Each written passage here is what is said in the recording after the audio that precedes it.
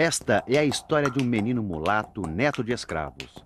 A história de um jovem inteligente e pobre que viu o pai enlouquecer e, para cuidar da família, teve que abandonar os seus estudos. A vida de um homem que escrevia denunciando os absurdos de uma sociedade injusta.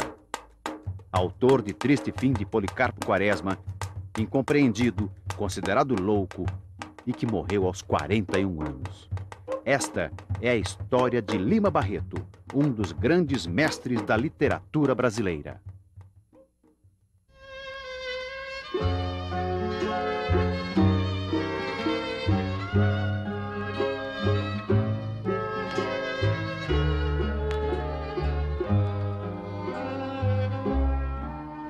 Afonso Henriques de Lima Barreto nasceu em 13 de maio de 1881, numa sexta-feira, na Rua Ipiranga, no bairro de Laranjeiras, Rio de Janeiro.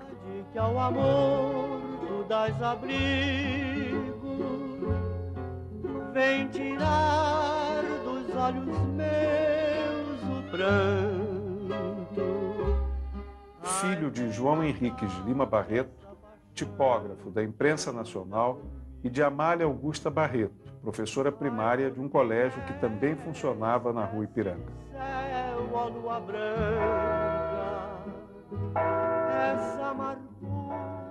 O escritor foi batizado em 13 de outubro de 1881 na Igreja de Nossa Senhora da Glória e teve como padrinho Afonso Celso, o Visconde de Ouro Preto, uma ilustre figura da época.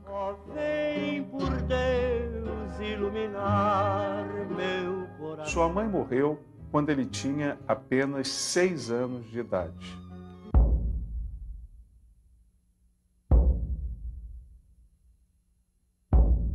Ele participa com o pai da missa campal pela celebração da abolição da escravatura.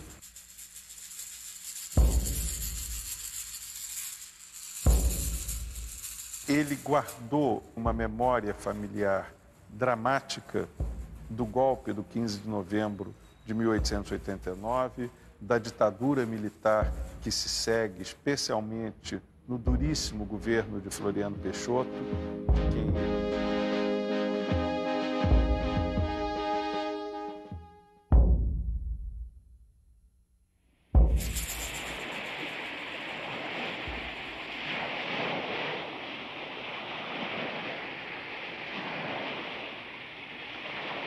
Quando meu pai foi para a Ilha do Governador exercer um pequeno emprego nas colônias de alienados, recentemente fundadas pelo governo republicano, isto em 1890, a ilha vivia, por assim dizer, isolada do Rio de Janeiro, quase sem comunicações diárias com o centro urbano, abandonada pelos seus grandes...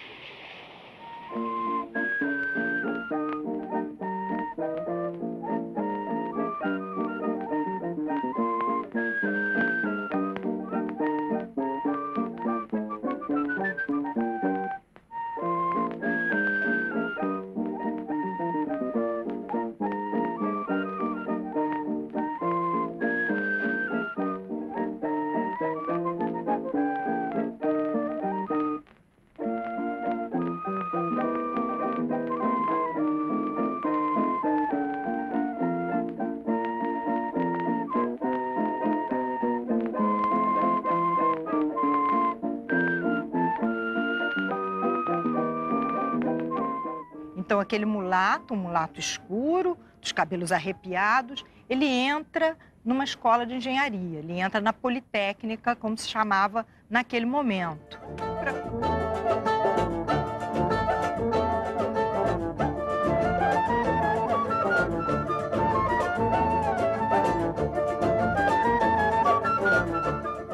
Lima, estudante, já está se movimentando, já está interessado no jornalismo, já está namorando essa ideia de atuar escrevendo de uma forma a ser mais facilmente divulgada.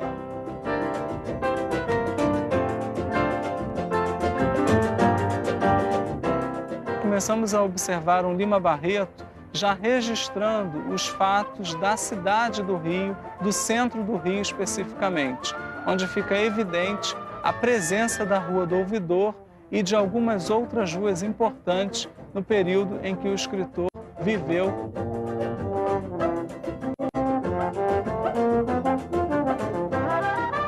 A gente tem cuidado, a gente não gosta de dizer, né, que existe racismo no Brasil, embora a gente saiba que existe e continue existindo.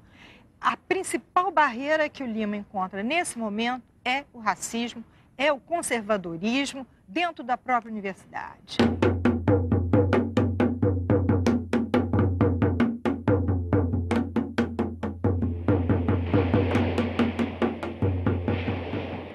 Começa uma fase tenebrosa na vida do escritor. Na madrugada de 15 de agosto de 1902, o pai do escritor irá enlouquecer, tendo que abandonar os estudos da Politécnica .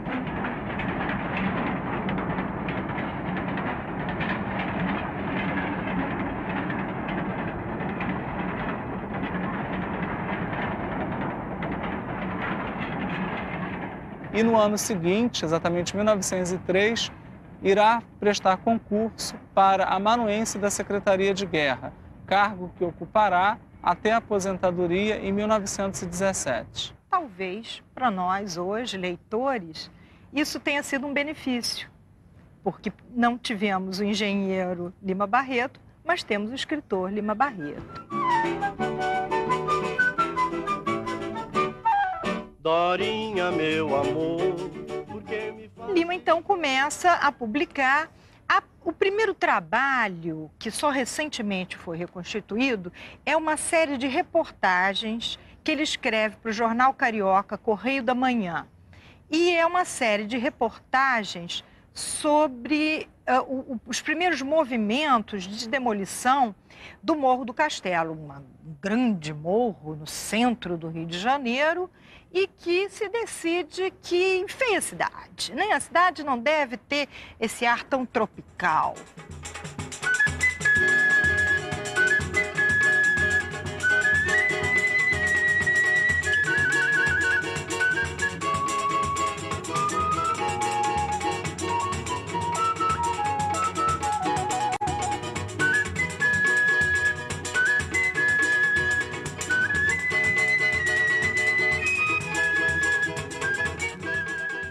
A relação de Lima Barreto com a cidade do Rio de Janeiro é uma relação visceral, né? O Lima, ele dizia isso, ele vivia a cidade, assim como a cidade vivia dentro dele. E nesse sentido, a cidade é para ele uma espécie de laboratório para pensar o Brasil. E a cidade é também o objeto de uma reflexão profunda sobre a sociedade brasileira do seu tempo, sobre a sociedade republicana.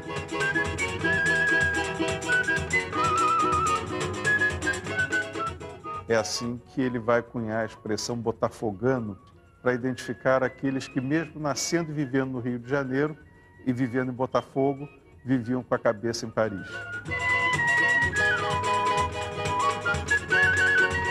E ele então faz, nesse momento, os seus primeiros romances, que ele escreve ao mesmo tempo, que é o Vida e Morte, de M.J. Gonzaga de Sá, e o Recordações do escrivão Isaías Caminha. E aí está o grande problema. O Recordações do escrivão Isaías Caminha é a história de um jovem aspirante a jornalista e que trabalha num jornal, e o Lima então cria uma série de personagens que todo mundo facilmente reconhece. O diretor do jornal, que é o Loberan, na verdade é Edmundo Bittencourt. Na vida real, naquele momento, o diretor do jornal Correio da Manhã. Mas, enfim, quando o livro, o romance, vai a público, Edmundo Bittencourt fica absolutamente enfurecido com a crítica que sofre no romance e decreta que o jornal, que era muito forte naquele momento, nunca mencione o nome de Lima Barreto.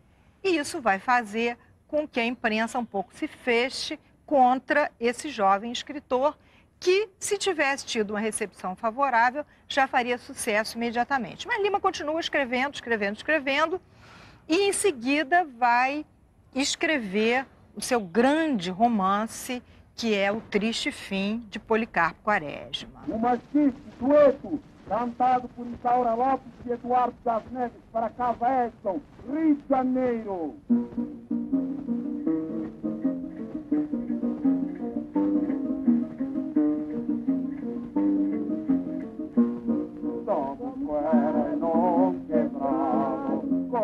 O Lima Barreto é um dos autores que vive o Brasil como drama, como vários da sua geração viveram.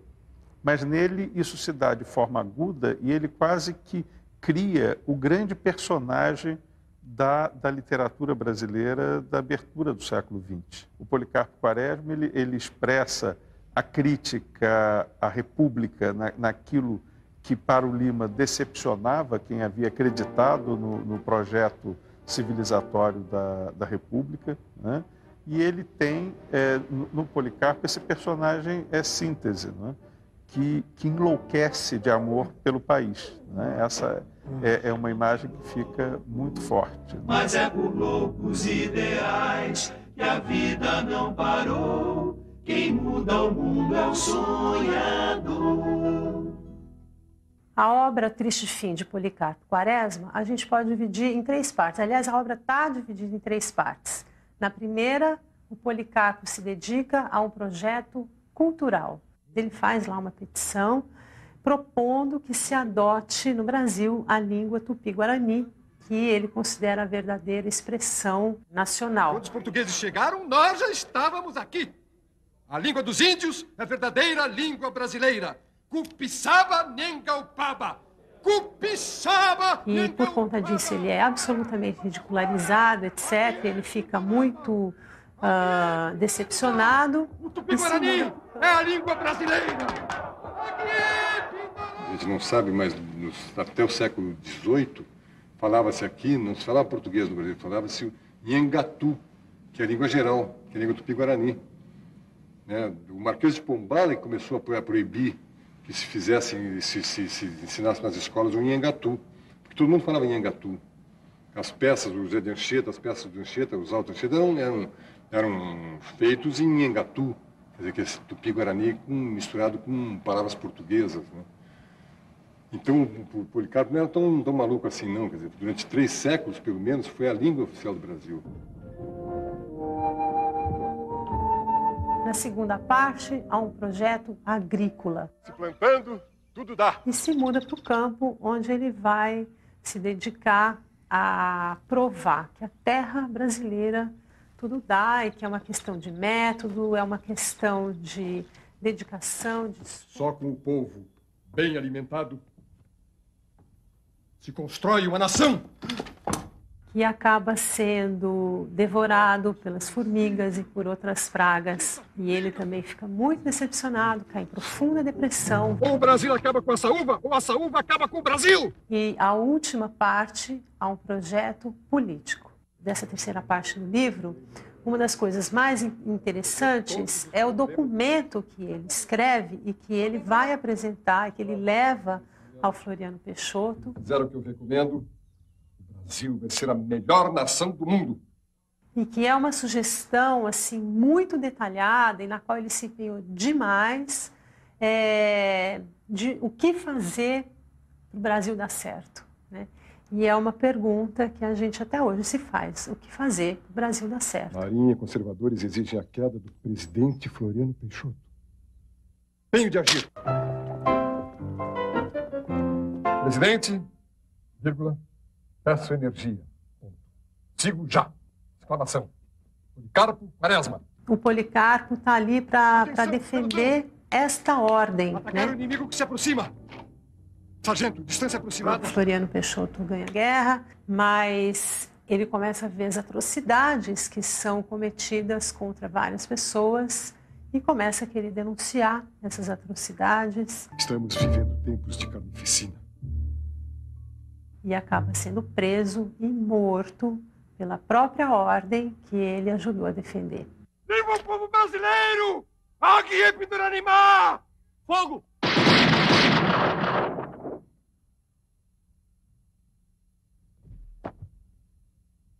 Ele acaba sendo vítima dos seus próprios sonhos.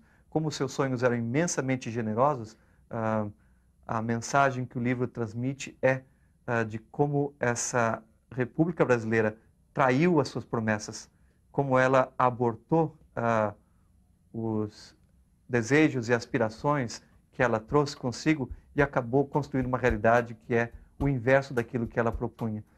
E como essa sociedade profundamente injusta e desigual ainda prevalece. Ele talvez tenha sido o primeiro homem a fazer coar de forma profunda esse sentimento de enorme injustiça.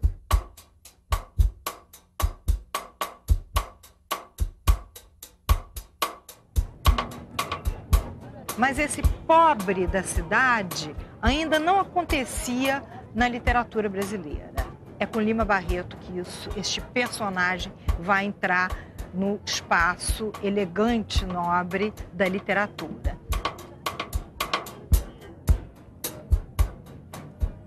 Chama muita atenção, quando a gente lê a obra do Lima Barreto, a atualidade dessa obra. Não só em termos de linguagem, ele escrevia numa linguagem bastante acessível, bastante próxima, até da oralidade, linguagem pela qual ele foi muito criticado pelos seus pares intelectuais da época. Então, não só por essa linguagem, mas também pelos temas de que ele trata e pelo modo como ele trata esses temas. A questão do preconceito, a questão da mulher, do preconceito contra a mulher, temas como ecologia, a desfiguração da paisagem urbana. Acho que a gente até pode ir além, porque muitos problemas de Brasil que ele pensa naquela época, que ele critica e que ele, enfim, desenvolve como reflexão, permanecem absolutamente atuais.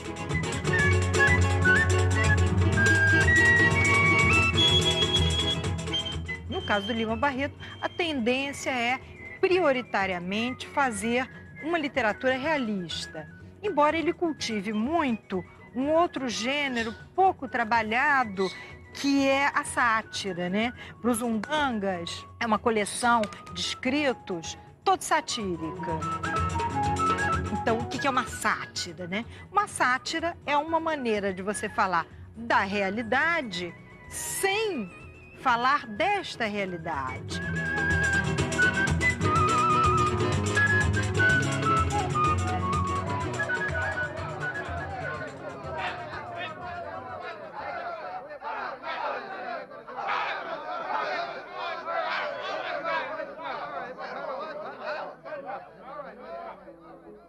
Exatamente no ano de 1911 é que encontraremos um Lima Barreto já voltado para a questão da bebida.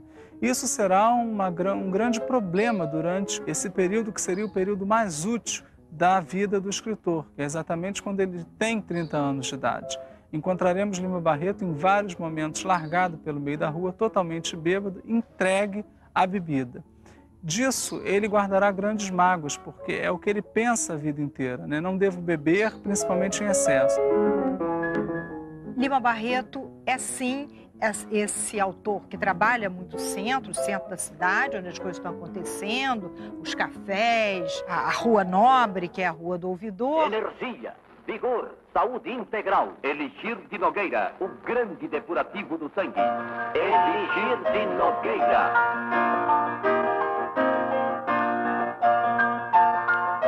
Ele é também um dos primeiros autores que fala da zona sul da cidade. Em crônicas que ele descreve o Leme, a Praia do Leme, o início da praia de Copacabana, que era o ponto final de um bonde que ele pegava na cidade.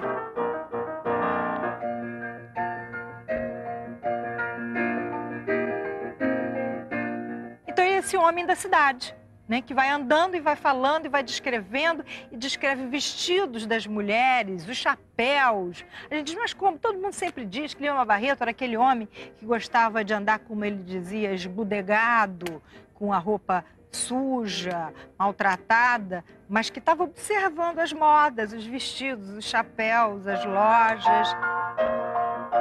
Há quem diga mesmo que Lima Barreto foi um quase antropólogo, um etnólogo, né? Alguém capaz de fazer a etnografia, que é isso, a observação da vida e a narrativa dos usos, dos costumes. esse homem que nunca saiu do Rio de Janeiro tinha em relação à ideia de república, a ideia de paz, a ideia de pátria, uma concepção muito arrojada. Por exemplo, quando ele escreve durante a Primeira Grande Guerra, né, a Guerra de 14, ele já diz ao público os perigos que a ideia da defesa do nacionalismo, da ideia de pátria, pode acarretar se você joga um país contra o outro.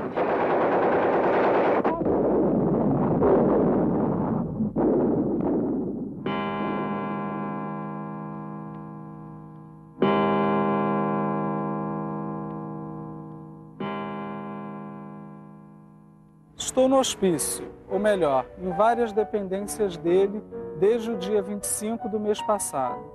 Estive no pavilhão de observações, que é a pior etapa de quem, como eu, entra para aqui pelas mãos da polícia. Tiram-nos a roupa que trazemos e dão-nos uma outra, só capaz de cobrir a nudez, e nem chinelos ou tamancos nos dão. Da outra vez que lá estive...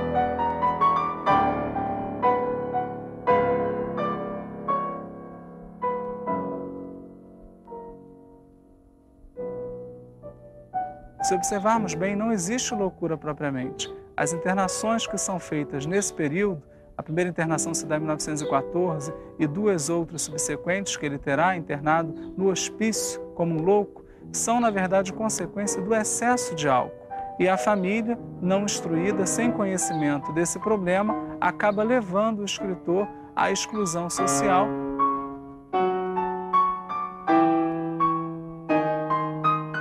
O Lima é um dos poucos brasileiros que compreenderam as transformações políticas e sociais internacionais do seu tempo, né? E o Lima foi solidário com essas transformações.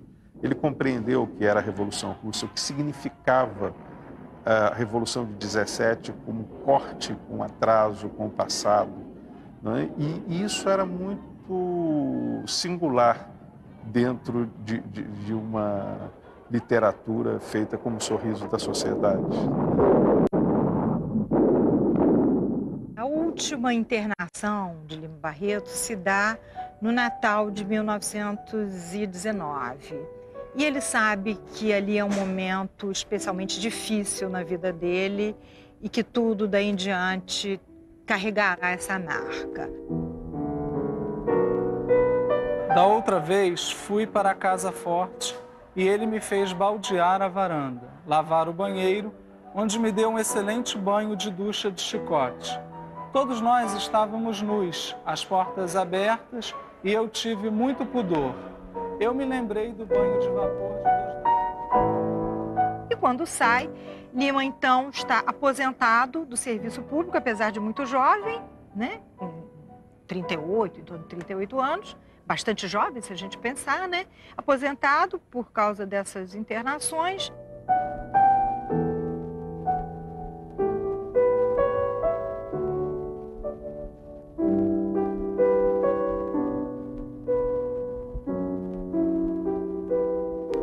Uma vida de sofrimento, uma vida terrível, lamentável, né? Mas que é muito exemplo do que sofre um artista autêntico num país periférico como o Brasil, né? Em que a intransigência, você não ceder aos modelos estrangeiros, você querer ter um modelo autenticamente nacional próprio, né? Pode fazer de você um ser execrado, né? Um ser que acaba na solidão e na loucura, né? Lima Barreto é um caso desses, né? E no final da vida, Monteiro Lobato, que dá essa legitimidade maior ao romancista Lima Barreto, que no início da carreira pagava para ver seus livros publicados. Ele consegue ter uma edição melhor dos seus livros, ele consegue até ser remunerado pela publicação de contos e tudo mais.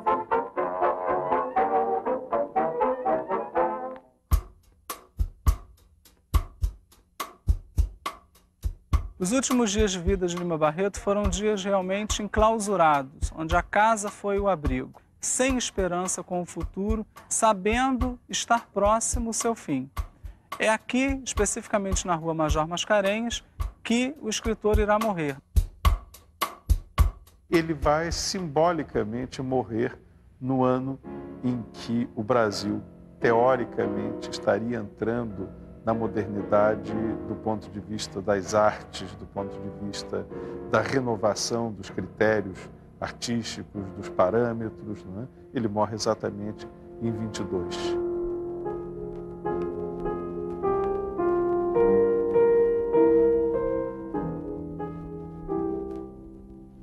Um indicador simbólico do cosmopolitismo de Lima Barreto é o fato de que o escritor morre com a Revue du Deux Mondes nas mãos, uma importante revista francesa. Era um homem que olhava para o mundo do seu tempo.